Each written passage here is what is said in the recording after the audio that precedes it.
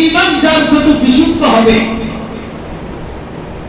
ঈমান যার যত মজবুত হবে, ঈমান যার যত পরিপূর্ণ হবে, তার পুরো টোটাল জিন্দেগি ইবাদত বন্দেগী, লেনদেন, আচার আচরণ, স্বভাব চরিত্র ততটা সুন্দর আর সমৃদ্ধশীল হবে। আল্লাহু আকবার বলে।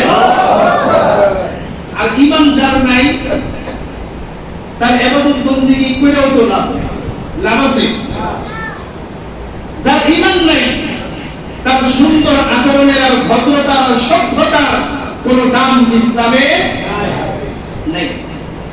ঈমানের উপরে সবকিছু নির্ভরশীল। ঈমানের হলো এত দাম।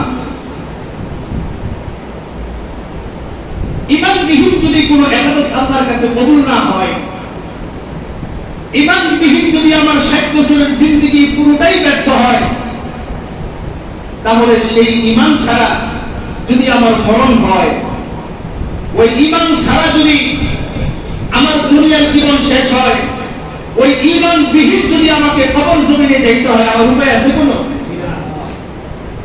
কি দিয়ে আপনার কাছে কথা? আজকে তো আমাদের দেশের প্রত্যেকটা মসজিদে মুসল্লির অভাব নাই, আমাদের সমাজে মুসলমানের অভাব নাই, দাড়িওয়ালা, টুপিওয়ালা, বাকিওয়ালা, মেসওয়ালার অভাব নাই।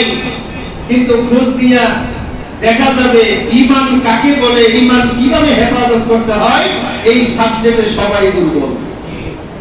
কথা ঠিক না বেঠিক? এখানে সবাই 100 নাম্বার পেয়ে। ও ভাই, তোমার ঈমান যদি না থাকে, তোমার ঈমান যদি চলে যায়, ঈমান যদি নষ্ট হয়ে যায়, ঈমান যদি বিক্রি হয়ে যায়, ঈমানের সাথে যদি গুনাহ মিশ্রণ হয়ে যায়, তোমার এই ঈমান দিয়া পরকালের ভালো কোনো কিছু আশা করা যায়?